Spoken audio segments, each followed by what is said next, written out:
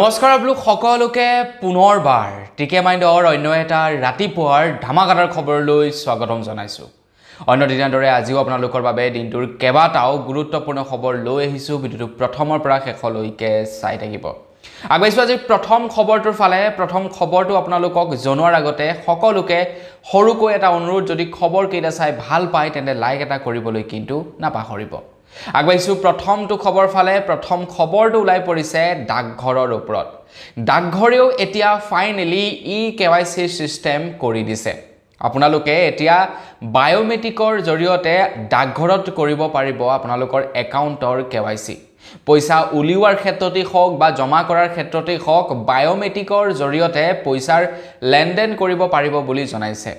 June মাহৰ 22 তাৰিখৰ পৰা সমগ্ৰ ভাৰতবৰ্ষতে ডাকঘৰসমূহত এই নিয়মটো কৰি দিয়া হৈছে।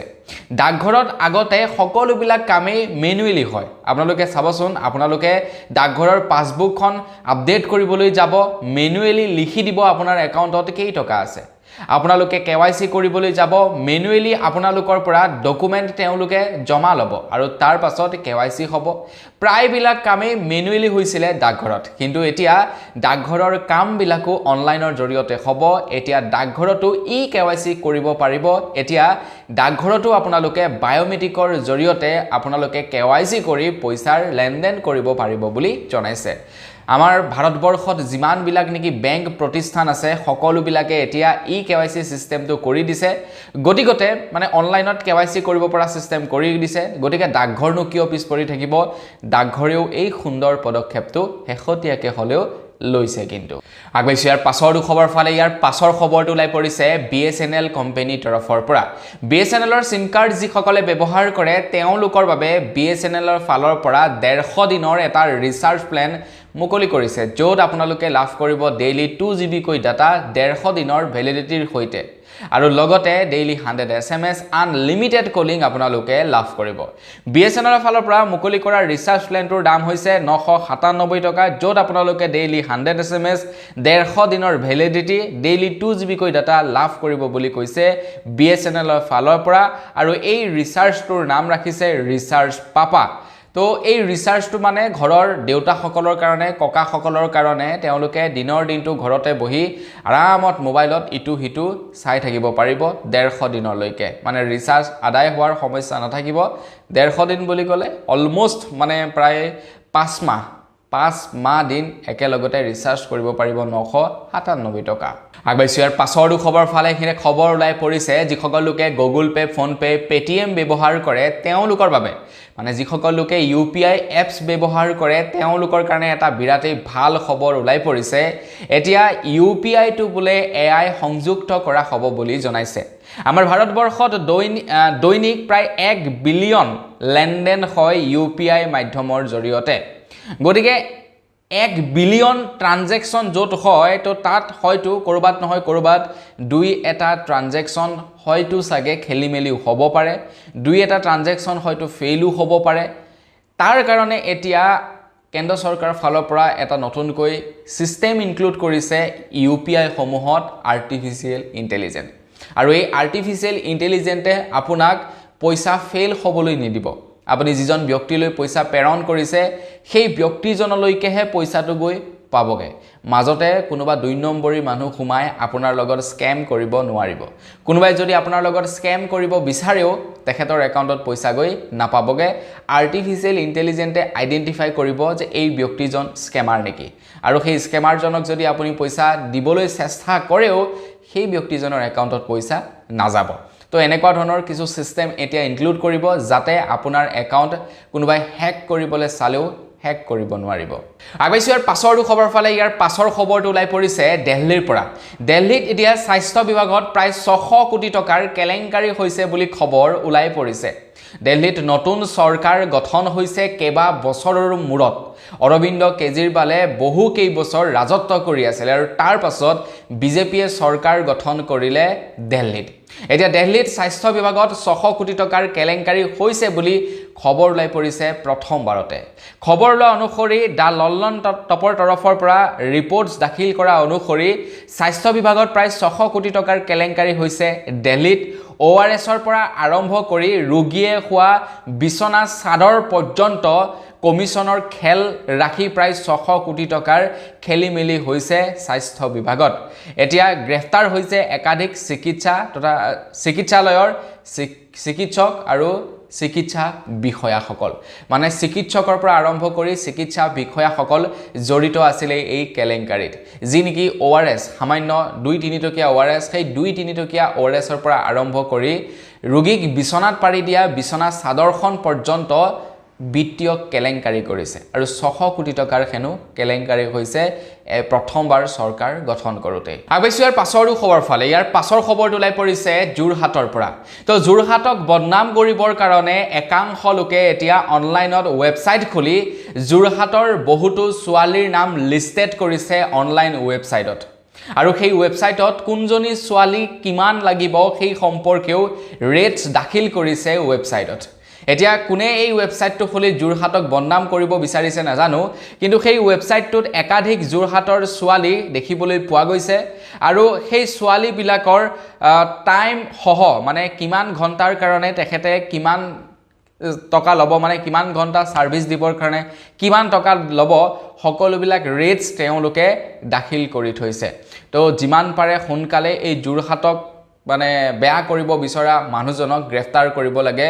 জিলা প্ৰশাসন তথা অসম চৰকাৰেও এই বিলাকৰ ওপৰত অকদমান কঠোৰভাৱে ব্যৱস্থা হাতত ল'ব লাগে এটা ৱেবছাইটটো আপোনালোকক মই নজনাও বাৰু নহলে আপোনালোকে গৈ খুচৰিবগে আৰু খুচৰাৰ পাছত আপোনালোকেও হয়তো অলপমান ইফাল হিফাল কৰি মানুহক শেয়াৰ কৰি দিব পাৰে গতিকে খবৰটো বেছি ডাঙৰ হোৱাতকে মই ভাবো এইবিলাক মানে ৱেবছাইট বিলাক শেয়াৰ নকৰাই ভাল তো আপোনালোকেও সেই ৱেবছাইট বিলাকক পৰাপক্ষত ৰিপৰ্টছ মাৰিব যদি যোৰহাটৰ পৰা চাই আছে আপোনালোকৰ যোৰহাটখনক বদনাম কৰিব বিচাৰিছে সেইবিলাক আপোনালোকে শেয়াৰ নকৰিব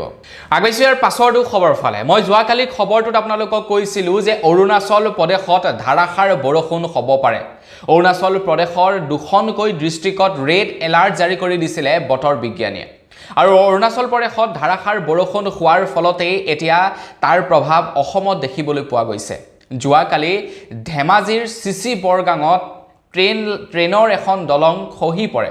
আৰু যাৰ ফলত নেকি যাতায়াত ব্যৱস্থা সম্পূৰ্ণৰূপে এতিয়া বিকল হৈ পৰিছে এখন ট্ৰেইনৰ দলং খহি পৰে বানৰ ফলত যাৰ বাবে নেকি এতিয়া যাতায়াত ব্যৱস্থা সম্পূৰ্ণৰূপে বিকল হৈ পৰা আমি দেখিবলৈ পাইছো এতিয়া বৃহত্তৰ নদী বান্ধৰ বিৰুদ্ধে একাংশ লোকে বিৰোধিতা কৰে আৰু একাংশ লোকে সাপোৰ্ট কৰে যিসকল লোকে বিৰোধিতা কৰে তেওঁলোকে গম পাইছিলে আগতীয়াকে যে আমাৰ লখিমপুৰ ধেমাজি ঢকুৱাখানাত এনেকুৱা পৰিস্থিতি হ'ব আগন্তুক সময়ত আৰু যিসকল লোকে সাপোৰ্ট কৰিছিলে নদী বান্ধৰ তেওঁলোকে আকৌ যোৱাকালি গম পাই গৈছে যে নদী বান্ধৰ ফলত কেনেকুৱা সমস্যাৰ আজি সৃষ্টি হ'ব পাৰে এতিয়া অৰুণাচল প্ৰদেশৰ অৱস্থাটো বেয়া অৰুণাচল প্ৰদেশৰ বহুত ঠাইত ৰাস্তা খহি পৰিছে লেণ্ডস্লাইড হৈছে গতিকে সকলো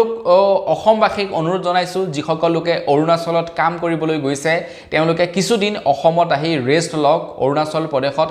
আগন্তুক 4-5 দিন ধাৰাসাৰ বৰষুণ হ'ব পাৰে আৰু সেই বৰষুণৰ ফলত লেণ্ডস্লাইড হ'ব পাৰে সেই বৰষুণৰ ফলত ৰাস্তা খহি যাব পাৰে সেই বৰষুণৰ ফলত যথেষ্ট পৰিমাণৰ বিপদ আহিব পাৰে আৰু তাৰ প্ৰমাণ যোৱাকালি আপোনালোকে দেখিবলৈ পালে ধেমাজি ডিস্ট্ৰিক্টত সিসি বৰগাঙৰ ৰেল লাইনৰ দলংখন খহি পৰিছে আৰু সম্পূৰ্ণৰূপে যাতায়াত বিকল হৈ পৰিছে ট্ৰেইন ব্যৱস্থা বন্ধ হৈ পৰিছে আগবাইছো ইয়াৰ পাছৰটো খবৰ ফালে ইয়াৰ পাছৰ খবৰটো লাই পৰিছে বিৰাট কোহলিৰ ওপৰত বিৰাট কোহলিয়ে মুকলি কৰিলে এটা জোতাৰ কোম্পানী যোৱাকালিৰ খবৰত মই আপোনালোকক জনাইছিলো আৰু সেই ব্ৰেণ্ডটোৰ নাম হৈছে 18 অৰ্থাৎ বিৰাট কোহলিৰ জাৰ্চিৰ নাম্বাৰটোৰ হৈতে মিলাই তেখেতে 18 নামেৰে এটা কোম্পানী লঞ্চ কৰিছে জোতাৰ কোম্পানী আৰু সেই জোতাৰ কোম্পানীটোৱে বিশ্ব অভিলেখ ভংগ কৰিবলৈ সক্ষম হৈছে সেই জোতাৰ ব্ৰেণ্ডটো মুকলি কৰাৰ 24 ঘণ্টাৰ ভিতৰতে প্ৰায় 1,50,000 জোৰা জোতা বিক্ৰী হৈছে সৰ্বমুঠ 138 কোটি টকাৰ ব্যৱসায় হৈছে 24 ঘণ্টাৰ ভিতৰতে 138 কোটি টকাৰ ব্যৱসায় হৈছে হয়তো চাগে মানে এয়া ডাঙৰ ব্ৰেণ্ডতকৈও বেছি ডাঙৰ ডাঙৰ যেনে পুমা হৈ গ'ল নাইকি হৈ গ'ল ডাঙৰ যিমানবিলাক নেকি ব্ৰেণ্ড আছে সেই ব্ৰেণ্ডবিলাকতকৈ অধিক ব্যৱসায় কৰিবলৈ সক্ষম হৈছে বিৰাট কোহলিৰ 18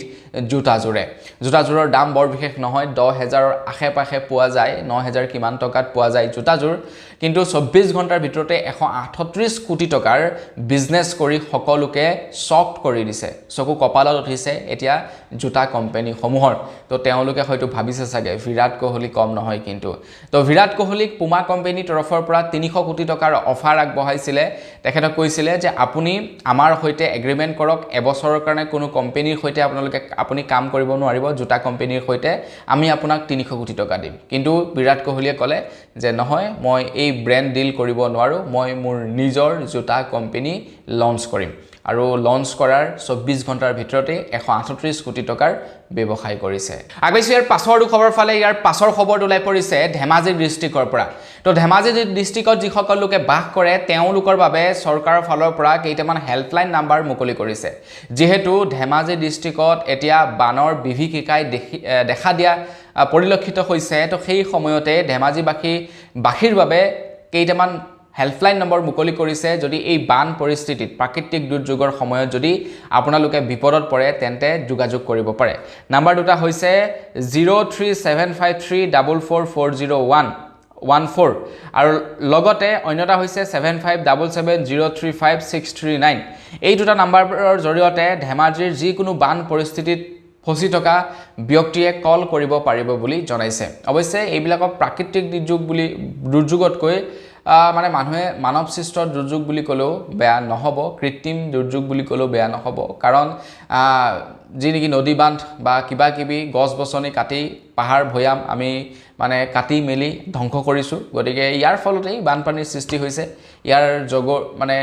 আংশিক জগৰীয়া কিন্তু আমাৰ মানুহবিলাকো আগবাইছো ইয়াৰ পাছৰটো খবৰ ফালে বনমন্ত্ৰী জয়ন্ত মল্ল বৰুৱা ডাঙৰীয়াই কৈছে যে আমাৰ অসমৰ বন বিভাগত বিভিন্ন ধৰণৰ খেলিমেলি হৈছে আমাৰ অসমত এনেকুৱা কিছুমান কাঠফলা মেল চলি আছে যিবিলাকৰ পৰা নেকি ধন সংগ্ৰহ কৰি তেওঁলোকক ডুপ্লিকেট লাইসেন্স প্ৰদান কৰা হৈছে ইনফেক্ট বহু লোকৰ লাইসেন্সো নাই কিন্তু তেওঁলোকে বন বিষয়াক ধন দি বা টকা দি ঘুষ দি তেওঁলোকৰ মিলসমূহ চলাই আছে এতিয়া মন্ত্ৰী জয়ন্ত মল্ল বৰুৱা ডাঙৰীয়াই গোটেইবিলাকৰ হিচাপ লৈছে আৰু যিবিলাকৰ লাইসেন্সৰ অবিহনে মেচিন চলাই আছে তেওঁলোকক এতিয়া এৰেষ্ট কৰা হ'ব বুলি জনাইছে আৰু সেই সময়তে এতিয়া নতুনকৈ এটা নিয়ম বান্ধি দিছে আমাৰ অসমত বন বিষয়াসকলৰ বাবে এতিয়াৰে পৰা এজন বন বিষয়াই কেৱল 3 বছৰহে কোনো এটা অফিচত থাকিব পাৰিব বুলি জনাইছে 3 বছৰতকৈ বেছি একেটা অফিচতে বা একেডোখৰ ঠাইতে থাকিব নোৱাৰিব যিসকল বন বিষয়াৰ 3 বছৰ সম্পূৰ্ণ হৈছে তেওঁলোকক নিজৰ ফালৰ পৰাই ট্ৰান্সফাৰৰ কাৰণে ফৰ্ম ফিলআপ কৰিবৰ কাৰণে আহ্বান জনাইছে মন্ত্ৰী জয়ন্ত মল্ল ডাঙৰীয়াই মুঠৰ ওপৰত আমাৰ অসমত কৰাপচন নহব সকলো সম্পূৰ্ণৰূপে কৰাপচন বন্ধ হ'ব লাগিব তো যিমানবিলাক বন বিষয়া আছে সকলোৱে এতিয়া 3 বছৰতকৈ যদি একেটা ঠাইতে বেছি কাম কৰি আছে তেওঁলোকে নিজৰ ফালৰ পৰাই ট্ৰান্সফাৰৰ কাৰণে ফৰ্ম ফিলআপ কৰিব লাগিব আৰু অনাগত সময়ত 3 বছৰ সম্পূৰ্ণ হোৱাৰ লগে লগে প্ৰত্যেকজন বন বিষয়কে ট্ৰান্সফাৰ দিয়া হ'ব আগবাইছো ইয়াৰ পাছৰটো খবৰ ফালে এখিনে খবৰ লাই পৰিছে আকৌ আমেৰিকা আৰু ইৰাণৰ মাজত যুদ্ধ আৰম্ভ হৈ গৈছে খবৰ ওলাই পৰিছে ইৰাণে কোৱা অনুসৰি আমেৰিকাই বোলে ড্ৰোনৰ জৰিয়তে ইৰাণৰ জাহাজত এটেক কৰিছিলে আৰু যাৰ পাছতে নেকি এতিয়া ইৰাণেও আমেৰিকাৰ ওপৰত এটেক কৰা দেখিবলৈ পোৱা গ'ল ড্ৰোনৰ জৰিয়তে খবৰ লোৱা অনুসৰি আকৌ আৰম্ভ হৈ গ'ল অস্ত্ৰ আৰু ক্ষমতাৰ খেল এইবাৰ আমেৰিকাক প্ৰত্যুত্তৰ ইৰাণৰ কুৱেট আৰু বাহৰেইনৰ আমেৰিকাৰ সাময়িক ঘাটিত ইৰাণৰ মিছাইল নিক্ষেপ আৰু ড্ৰোনৰ জৰিয়তে আক্ৰমণ কৰে বুলি খবৰ ওলাই পৰিছে তো আমেৰিকাই শান্তি চুক্তিৰ প্ৰস্তাৱ আগবঢ়াইছিলে সেই মৰ্মে শান্তি চুক্তি স্বাক্ষৰ হৈছিলে আমেৰিকা আৰু ইৰাণৰ মাজত তাৰ পাছতেই ইৰাণৰ ওপৰত এটেক হ'ল আৰু সেই এটেক আমেৰিকাই কৰা বুলি দাবী উত্থাপিত কৰিছে ইৰাণৰ ফালৰ পৰা আৰু ইৰাণে সেই হিচাপত আমেৰিকাক প্ৰত্যুত্তৰ দিছে মানে আকৌ এবাৰ যুদ্ধ আৰম্ভ হ'ব এতিয়া ইৰাণ আৰু আমেৰিকাৰ মাজত আৰু ইয়াৰ ফলত বিপদ হ'ব সকলোবিলাক ৰাষ্ট্ৰৰে হৰমুজ প্ৰণালী খুলি দিছিলে সমান্তৰালভাৱে জাহাজবিলাক আহিবলৈ লৈছিলে এতিয়া যুদ্ধ হোৱাৰ লগে লগে আকৌ জাহাজবিলাক আবদ্ধ হৈ পৰিব আকৌ এবাৰ পেট্ৰল ডিজেল বা অন্যান্য ইন্ধনবিলাকৰ নাটনি হ'ব আগবাইছো ইয়াৰ পাছৰটো খবৰ ফালে খবৰ লাই পৰিছে টোল প্লাজাৰ ওপৰত টোল প্লাজাসমূহক লৈ এটা কঠোৰ নিৰ্দেশনা জাৰি কৰিছে এতিয়াৰে পৰা 60 কিলোমিটাৰ ভিতৰত দুখনকৈ টোল প্লাজা থাকিব নোৱাৰিব মানে 60 কিলোমিটাৰ ৰেডিয়াছৰ ভিতৰত দুখনকৈ টোল প্লাজা থাকিব নোৱাৰিব মাত্ৰ এখনেই টোল প্লাজা থাকিব পাৰিব বুলি নতুনকৈ নিয়ম জাৰি কৰি দিয়া হৈছে অৰ্থাৎ এখন টোল প্লাজাৰ পৰা অন্য এখন টোল প্লাজালৈ প্ৰায় 60 কিলোমিটাৰৰ দূৰত্ব থাকিব লাগিব গতিকে 60 কিলোমিটাৰ ৰেডিয়াছৰ ভিতৰত যদি টোল প্লাজা আছে তেনেহলে এখন বন্ধ হ'ব এতিয়া নতুনকৈ নিয়ম জাৰি কৰিছে সমগ্ৰ ভাৰতবৰ্ষতে এই নিয়মটো প্ৰযোজ্য হ'ব বুলি জনাইছে এখন টোল গেটৰ পৰা আন এখন টোল গেটলৈ দূৰত্ব 60 কিলোমিটাৰ হ'ব লাগিব যদি তাতকৈ কম হয় তেনেহলে সেই টোল গেটখন উঠাই দিয়া হ'ব এই নিয়ম গোটেই ভাৰতবৰ্ষতে প্ৰযোজ্য হোৱাকৈ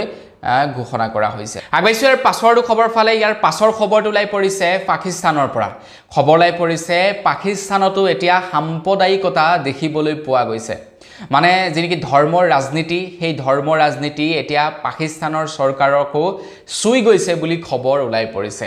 তো আমাৰ ভাৰততো সাম্প্ৰদায়িকতাৰ ৰাজনীতি চলেই ধৰ্মৰ ৰাজনীতি চলেই হিন্দু মুছলিম চলেই তাৰ লগে লগে এতিয়া পাকিস্তানতো সাম্প্ৰদায়িকতাৰ ৰাজনীতি দেখিবলৈ পোৱা গৈছে আৰু সেই মৰ্মে এতিয়া পাকিস্তানৰ এটা সৰ্ববৃহৎ টিভি চেনেল বেন কৰি দিয়া হৈছে 15 দিনৰ কাৰণে বেন কৰিবলৈ বাধ্য হৈছে পাকিস্তানৰ চৰকাৰ 15 দিনৰ কাৰণে তেওঁলোকৰ অনুজ্ঞাপত্ৰ বাতিল কৰিছে বুলি খবৰ ওলাই পৰিছে খবৰ অনুসৰি পাকিস্তানৰ জিও নিউজ নামেৰে এটা নিউজ চেনেল আছিল যেটো পাকিস্তানৰ সৰ্ববৃহৎ নিউজ চেনেল আছিল আৰু সেই নিউজ চেনেলটো এতিয়া বিভিন্ন অজুহাত লৈ পাকিস্তানৰ চৰকাৰে 15 দিনৰ কাৰণে তেওঁলোকৰ অনুজ্ঞাপত্ৰ বাতিল কৰিছে বুলি খবৰ ওলাই পৰিছে কিয়নো বহুতো সাম্প্ৰদায়িক সংগঠনৰ লক্ষ্য হৈ পৰিছিল পাকিস্তানৰ জিও নিউজ নামৰ চেনেলটো আৰু তাৰ পাছতে এতিয়া সাম্প্ৰদায়িক শক্তিৰ ওচৰত পাকিস্তানৰ চৰকাৰ সেৱা লবলৈ বাধ্য হৈছে আৰু বিভিন্ন অজুহাত দেখুৱাই জিও নিউজৰ অনুজ্ঞাপত্ৰ 15 দিনৰ কাৰণে বাতিল কৰিবলৈ বাধ্য হৈ পৰিল পাকিস্তানৰ চৰকাৰ মানে ভাবিছিলো আমাৰ ভাৰততে নেকি কেৱল সাগে মানে ধৰ্মৰ ৰাজনীতি চলে সাম্প্ৰদায়িকতাৰ ৰাজনীতি চলে নহয় পাকিস্তানতো সাম্প্ৰদায়িকতাৰ ৰাজনীতি চলে আৰু যেতিয়া কোনো এখন দেশত সাম্প্ৰদায়িকতাৰ ৰাজনীতি চলিব সকলো ফালে কেৱল অৰাজকতাৰে সৃষ্টি মানে ভৰি পৰিব আগবাইছো ইয়াৰ পাছৰটো খবৰ ফালে এখানে খবৰ লাই পৰিছে নৱম শ্ৰেণীৰ সমাজ বিজ্ঞান পাঠ্যপুথিত এতিয়া SIR বিষয়ে সন্নিবিষ্ট কৰা হ'ব বুলি জনাইছে অৰ্থাৎ ভোটাৰ পুনৰ নিৰীক্ষণৰ সম্বন্ধে এতিয়া নৱম শ্ৰেণীৰ সমাজ বিজ্ঞানত লিপিবদ্ধ কৰা হ'ব মানে ষ্টুডেন্ট সকলক আমাৰ ভাৰতত হোৱা স্পেশাল ৰিভিজনৰ বিষয় অৰ্থাৎ মানে ভোটাৰ পুনৰ নিৰীক্ষণৰ সম্পৰ্কে লৰা ছোৱালী বিলাকক এতিয়া পঢ়ুৱাব বুলি খবৰ ওলাই পৰিছে মানে ভোটাৰ পুনৰ নিৰীক্ষণ কি হয় কিয় দৰকাৰ কেনেকৈ কৰে কি প্ৰক্ৰিয়া দ্বাৰা কৰে ইয়াৰ ফলত কি লাভ হয় কি লোকসান হয় এই বিলাকৰ বিষয়ে এতিয়া নৱম শ্ৰেণীৰ লৰা ছোৱালী বিলাকক পঢ়ুৱা হ'ব বুলি খবৰ ওলাই পৰিছে আগবাইছো ইয়াৰ পাছৰটো খবৰ ফালে তো চৰকাৰৰ বিৰুদ্ধে মাত মাতি এতিয়া বিশাল দাদলানিয়ে ইণ্ডিয়ান আইডল শোৰ পৰা বাহিৰ হ'ব লগা হল বুলি খবৰ ওলাই পৰিছে তো বিশিষ্ট মিউজিক প্ৰডিউচাৰ মিউজিক ডাইৰেক্টৰ বিশাল দাদলানি হয়তো আপোনালোকে নিশ্চয় চিনি পায় তো তেখেতে ইণ্ডিয়ান আইডলত এজ এ জাজ হিচাপে তেখেতক হয়তো আপোনালোকে দেখিবলৈ পায় তো তেখেতে কিছু দিনৰে পৰা আমাৰ ভাৰতবৰ্ষত হোৱা নিটৰ পেপাৰ লিকৰ ওপৰত মাতি আহিছিলে আৰু এতিয়া খবৰ লোৱা অনুসৰি বিশাল দাদলানিক ইণ্ডিয়ান আইডল শোৰ পৰা তেখেতক উলিয়াই দিয়া হৈছে মেকাৰ্ছ সকলৰ জৰিয়তে মুঠতে আপুনি সঁচা কথা ক'ব নোৱাৰিব আপুনি যি নেকি সেই মহাত্মা গান্ধীৰ তিনিটা বান্দৰ আছিল সেই তিনিটা বান্দৰৰ দৰে হৈ থাকিব লাগিব অৰ্থাৎ আপুনি মানে সঁচা কথা শুনাৰ আপুনি মানে শক্তি হেৰাই পেলাব লাগিব সঁচা কথা ক'ব নালাগিব আৰু বেয়া মানে যি নেকি দুৰ্নীতি বা যি ৰাজনীতি চলি আছে হেয়া আপুনি দেখিও মানে নেদেখাৰ ভাও ধৰিব লাগিব তেতিয়াহে আপুনি চলি থাকিব পাৰিব আদাৰৱাইজ আপোনাৰ অৱস্থাও বিশাল দাদলানিৰ নিচিনাই হ'ব তো বিশিষ্ট মিউজিক ডাইৰেক্টৰ তথা সিংগাৰ বিশাল দাদলানিয়ে নিটৰ পেপাৰ লিকৰ ওপৰত কিছু দিনৰ পৰা মাত মাতি আহিছিল আৰু তেখেতো এতিয়া ৰাজনীতিৰ টাৰ্গেট হৈ পৰিলে আৰু তেখেতক ইণ্ডিয়ান আইডল শোৰ পৰা ৰিমুভ কৰি দিয়া হৈছে আগবাইছো ইয়াৰ পাছৰটো খবৰ ফালে আমাৰ অসম চৰকাৰৰ ফালৰ পৰা কণ ছাত্ৰ ছাত্ৰীসকলক আজিকালি ফ্ৰীকৈ ইউনিফৰ্ম প্ৰদান কৰা হয় আৰু সেই ইউনিফৰ্মৰ কোৱালিটি কি সেই সম্পৰ্কে মই আপোনালোকক নকলেও হ'ব তো যোৱাকালিৰ ভিডিঅ'টোত মই আপোনালোকক কৈছিলোঁ যে এই সম্পৰ্কত যেতিয়া অভিভাৱকসকলে প্ৰতিবাদ সাব্যস্ত কৰিছিলে যে চৰকাৰে এইবাৰ ল'ৰা ছোৱালীবিলাকক তেনেই নিম্নমানৰ ইউনিফৰ্ম দিছে যিবিলাক ইউনিফৰ্মত সম্পূৰ্ণ পলিষ্টাৰ মিক্স আছে আৰু সেই ইউনিফৰ্ম ল'ৰা ছোৱালীয়ে গৰমত পিন্ধিলে ল'ৰা ছোৱালীৰ বেমাৰ হোৱাৰ সম্ভাৱনা আছে আৰু তাৰ পাছতেই আমাৰ অসমৰ শিক্ষামন্ত্ৰী ৰণোজ পেগু ডাঙৰীয়া দেৱে গোটেই কথাবিলাকৰ ওপৰত ডিফেণ্ড কৰি তেখেতে কৈছে যে ময়ো এজন ডাক্তৰ তো ময়ো ভালদৰে জানো যে গোটেই মানে 100% পলিষ্টাৰেৰে কেতিয়াও কাপোৰ নিৰ্মাণ কৰিব নোৱাৰে তাতে 30% কটন মিক্স থাকে আৰু তাৰ পাছতেই এতিয়া চাৰিওফালে এই গোটেই বিষয়টো চৰ্চা হৈ পৰিছে ৰণোজ পেগু ডাঙৰীয়াদেৱে কৈছে যে 600 টকাত আমি দুযোৰ কাপোৰ দিব লগা হয় শিক্ষাৰ্থীসকলক গতিগতে অকণমানটো কোৱালিটিত কম্প্ৰমাইজ হ'বই